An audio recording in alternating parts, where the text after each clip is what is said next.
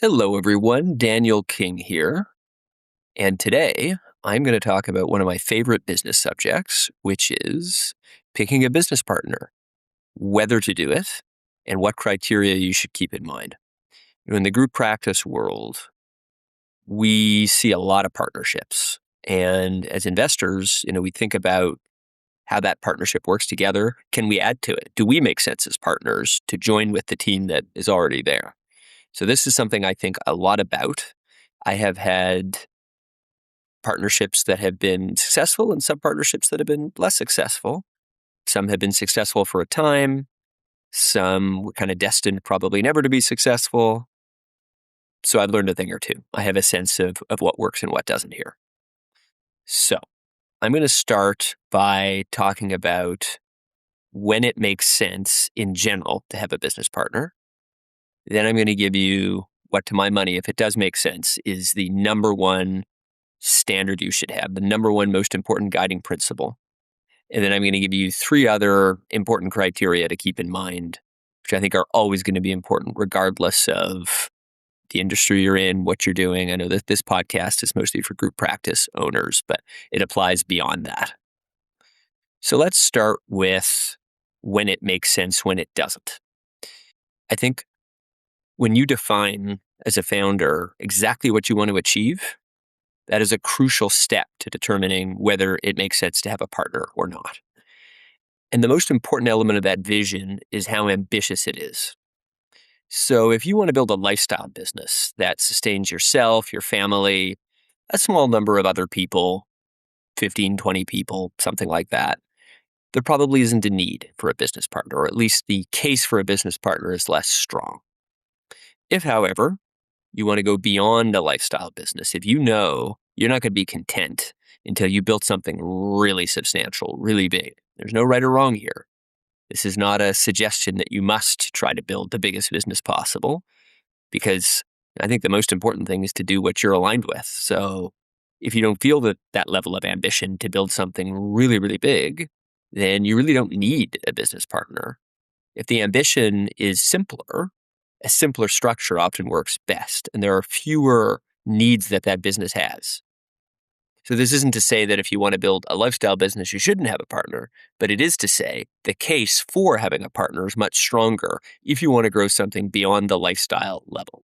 I think that's the single most important consideration. And the data really back this up. So if you're trying to build something, taken in healthcare, if you're trying to build something to the level of 5 or 7 or 10 million of profitability, there's a level of ambition involved in that. And it's extremely rare that you can do that all on your own. The percentage chance of you pulling it off, even if you're an extremely talented entrepreneur, is not very high. So it's important to know, because the level of complexity involved in the challenges that you're going to experience is such that it's very rare one person has all the answers. It's very rare that one person's skill set and mentality are well suited to the complexity of the challenges involved in building a business, especially in a complex place like mental health. Very, very rare that person's temperament, skill set, everything is sufficient on its own, frankly, to get to that level. So there's a level of humility in appreciating that and if someone else to improve the quality of your decision making, if it's the right person, is almost always essential to get to that kind of level. Not saying it's not possible, and there are people who as solos have built businesses to really, really substantial places, but it's quite rare. And you have to factor in the added complexity of an industry like mental health, where there's a lot of regulation, there's a lot of care that goes into it. We're not just selling widgets here. We're really transforming people's lives. And we're trying to run a business at the same time. We're taking care of, in many cases, very, very sensitive clinicians. We're dealing with insurance companies. There's a lot. And so this is an industry where I think the case for, in general, having a business partner is higher. And if you have the kind of ambition that I've been talking about, then the case for a business partner is even stronger. And the data across industries back that up. And so when we talk about an industry where maybe it's a little harder than the average industry, the case for having a partner is quite strong. So, what is that all important guiding principle? Let's say you've decided you've got a level of ambition where a partner makes sense. Then what? What's that guiding principle that's most important to keep in mind? A very wise coach years ago, his name is Hans Phillips, I'm going to call him out, told me there's one important principle, and I believe this. He taught me this maybe 6 or 7 years ago, and I still deeply believe it. The question you need to ask yourself when you're considering a potential business partner is, would you marry this person? So it's an extremely high standard. And that makes sense because, again, a partner only makes sense, or a partner is more likely to make sense if we're trying to build something really ambitious. And if we're trying to build something significant, complex, difficult, then you need a high standard to get it done. And so the standard that you apply to selecting a business partner should be equally high. And this isn't to say that if you don't get along all the time, you shouldn't marry them in business. But it is to say that there is a level of scrutiny that should be quite high here.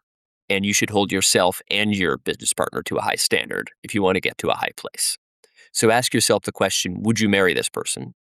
And when you do, you'll see that you're going to rule out people who are close, who kind of feel good on one level, but deep down you really know it would be very hard to work with this person for 5 to 10 years at that level of closeness and significance. So hold yourself to a high standard, hold them to a high standard would be my advice here. And ask yourself, would you marry this person? It's a very strong question, and you're worthy of it. And your mission and vision are worthy of it. So then, being guided by this principle, what are the three other criteria that I think are important to keep in mind? They are a complementary skill set, integrity, and alignment with mission. So let's get into the first, a complementary skill set. You want someone who you wouldn't just marry in a business sense. You don't just want to have a mission that is worthy of that partnership. You also want to be able to do things that the other person can't do. This is the single most important person other than you in the success of the business. You've each got to bring different things to the table. Otherwise, what are you doing here?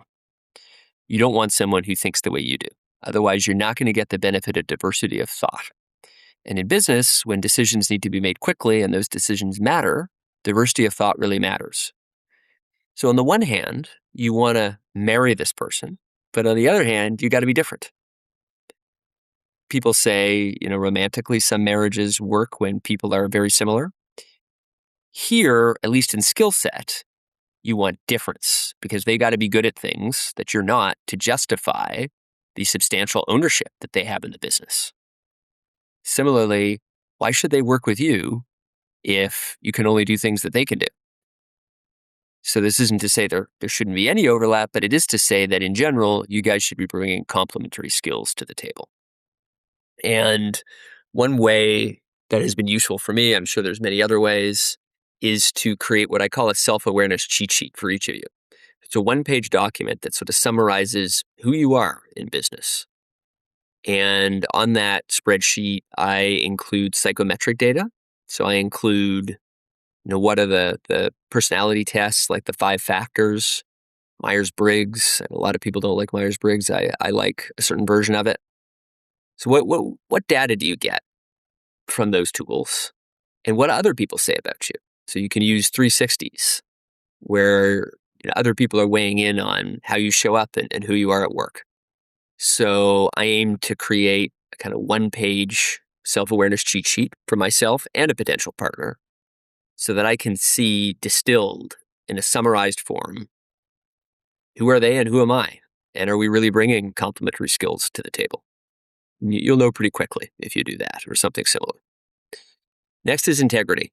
So we want to achieve something significant and probably want to do it while being a good human. Isn't that what this is about? We're in mental health. We care about being good humans, right? So you want someone that has integrity. But even if we weren't in mental health, you don't want someone who's going to steal from your cupboard. You don't want to be looking over your shoulder. You don't want them to be a brilliant business person, but shady. I don't need to get into all the reasons why, and you wouldn't want to marry someone who didn't have high integrity either, right?